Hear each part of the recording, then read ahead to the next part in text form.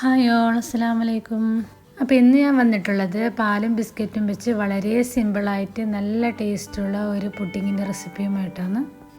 വെറും 5 മിനിറ്റ് കൊണ്ട് തന്നെ തയ്യാറാക്കി എടുക്കാൻ പറ്റുന്ന ഈ ഒരു അടിപൊളി പുഡിങ് ഇതെങ്ങനെ ഉണ്ടാക്കുന്നത് നോക്കിയാലോ.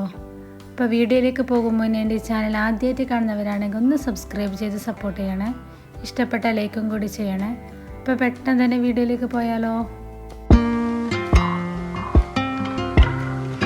ഇതിലേക്ക് ഒരു 2 ചെറിയ പാക്കറ്റ് ഓറിയോ ബിസ്ക്കറ്റാണ് എടുത്തിട്ടുള്ളത്. ഇനി വേറൊരു പാത്രത്തിലേക്ക് ഒരു 3 ടേബിൾ സ്പൂൺ കോൺഫ്ലോർ ഇട്ട് കൊടുക്കാം. ഇനി ഇതിലേക്ക് പഞ്ചസാര ചേർത്ത് കൊടുക്കാം. അരക്കപ്പിൽ ഒരു 1/4 ഭാഗത്തോളമാണ് ഞാൻ ഇവിടെ ചേർത്ത് കൊടുക്കുന്നത്. ഇതിൻ്റെ കൂടെ ഒരു ടേബിൾ സ്പൂൺ മിൽക്ക് മെയ്ഡും ചേർക്കുന്നുണ്ട്. മിൽക്ക് മെയ്ഡ് ഇല്ല എങ്കിൽ അരക്കപ്പ് പഞ്ചസാര ചേർത്ത് കൊടുത്താൽ മതി. അരക്കപ്പ് പാലും ചേർത്ത് നല്ലതുപോലെ മിക്സ് ചെയ്ത് കൊടുക്കാം. ഒട്ടും തന്നെ കട്ടന്നില്ലാതാകുന്നത് വരെ നല്ലതുപോലെ മിക്സ് ചെയ്ത് കൊടുക്കാം. ഇപ്പോൾ ഇത് കോൺഫ്ലവറൊക്കെ നല്ലതുപോലെ തന്നെ മിക്സായിട്ട് വന്നിട്ടുണ്ട്. ഇനി ഇതിലേക്ക് ബാക്കിയുള്ള പാലും കൂടി ചേർത്ത് കൊടുക്കാം.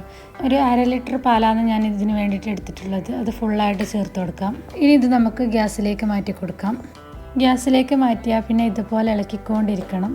ഇത് പെട്ടെന്ന് തന്നെ കുറുകിയിട്ട് വരുന്നതാണ്. വെറും 1 മിനിറ്റ് കൊണ്ട് തന്നെ നല്ലതുപോലെ കുറുകിയിട്ട് വരും. ഇതിപ്പോൾ ഇവിടെ നല്ലതുപോലെ തന്നെ കുറുകിയിട്ട് വന്നിട്ടുണ്ട്. ഒട്ടും തന്നെ കട്ടയില്ലാതെ തന്നെ കുറുകിയിട്ട് കിട്ടിയിട്ടുണ്ട്. ഇനി നമുക്ക് ഇതിലേക്ക് 1 ടീസ്പൂൺ വാനില എസൻസും കൂടി ചേർത്ത് കൊടുക്കാം. അടുത്തത് നമ്മൾ എടുത്തു വെച്ച ബിസ്ക്കറ്റിൽ നിന്ന് ഒരു പാക്കറ്റ് ഇതുപോലെ ഒന്ന് പൊടിച്ചെടുക്കാം. മിക്സിയുടെ ജാറിലിട്ട് പൊടിക്കേണ്ട, കൈകൊണ്ട് തന്നെ പൊടിച്ചാൽ മതി. എന്നിട്ട് അതും കൂടി ചേർത്ത് നല്ലതുപോലെ മിക്സ് ചെയ്ത് കൊടുക്കാം. ഇപ്പോൾ ഇത് ഇത്രയുമായ നമുക്ക് ഫ്ലെയിം ഓഫ് ചെയ്യാം. ഇത്ര കട്ടിയിൽ തന്നെ ഉണ്ടായിരിക്കണം. ഓറിയോ ബിസ്ക്കറ്റ് ഇഷ്ടമുള്ളവർക്കൊക്കെ ഇഷ്ടപ്പെടും. അടിപൊളി പുഡിങ്ങാണ്. നല്ല സിമ്പിളാണ് ഉണ്ടാക്കിയെടുക്കാൻ. പെട്ടെന്ന് തന്നെ ആയി കിട്ടും. ഇനി ഇത് നമുക്ക് പുഡിംഗ് ട്രേയിലേക്ക് മാറ്റി കൊടുക്കാം.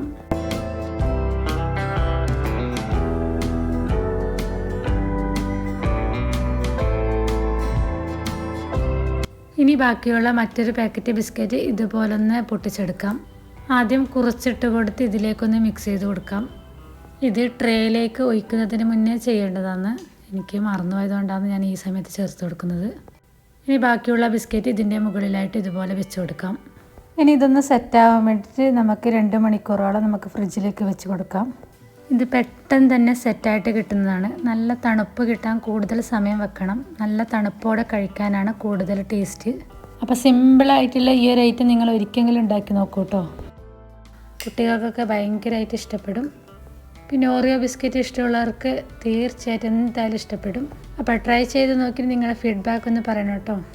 അപ്പോൾ ഇതാ ഒരു 2 മണിക്കൂറിന് ശേഷം എടുത്തതാണ് ഞാൻ. ഇപ്പോൾ ഇതാ നല്ലതുപോലെ തന്നെ സെറ്റായിട്ട് വന്നിട്ടുണ്ട്.